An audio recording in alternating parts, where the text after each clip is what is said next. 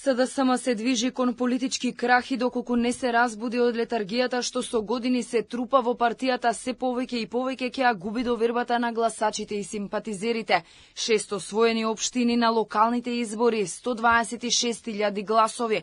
Парламентарните и председателските лани беа предвесник за ова, но како никој да не помрна со прст да ги поправи внатрепартиските слабости и недостигот на реформи. Пратеничката Славјанка Петровска предупредува дека ова е најтешкиот изборен пораз и не треба да се остави на случајност. Според неа долго време се избегнувала вистинска дебата и затоа причините за падот се комплексни: слаба организација, демотивирано членство, површни анализи. Порачува дека Венко Филипче мора итно да понуди кредибилен план за извлекување од ваквата состојба, бидејќи силна и функционална опозиција е неопходна за државата. Неодговарањето на прашањата за тоа зошто минатата година го доживеавме поразот, мислам дека отсуството на вистинска дебата за овие изборни резултати претходно, дополнително се разбира со приликите во државата, мислам дека допринесоа за ваков пораз. Мислам дека претседателот актуелен има сериозна задача и сериозен предизвик, а тоа е, освен овие анализи и дискусии, се разбира дека ќе треба да понуди предлог, платформа или како и да се нарече, начин на кој што СДСМ ќе излезе од оваа ситуација. Не би рекла дека е поволна и не би рекла дека е добра.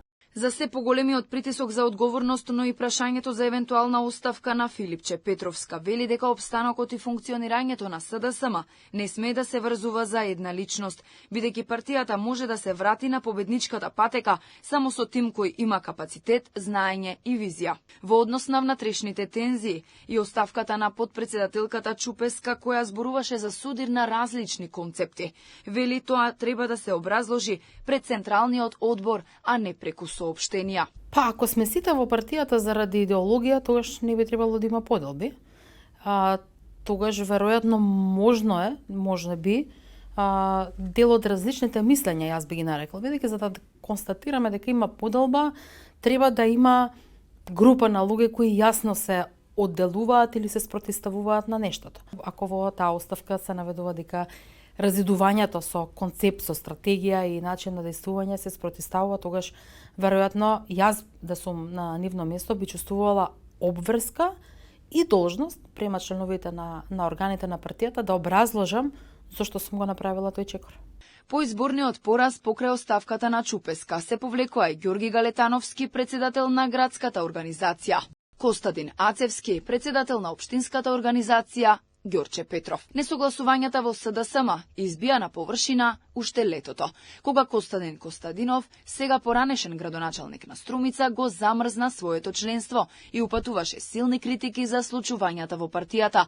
Кон крајот на неделава се одржа седница на извршниот одбор на СДСМ, на која за подпредседател беше поставен Александар Трајановски, кој беше кандидат за градоначалник на Скопски аеродром. Со ова лидерот Филипче ги најави кадровските освежувања како дел од реформите кои ќе ги спроведува Социјалдемократскиот сојуз на Македонија.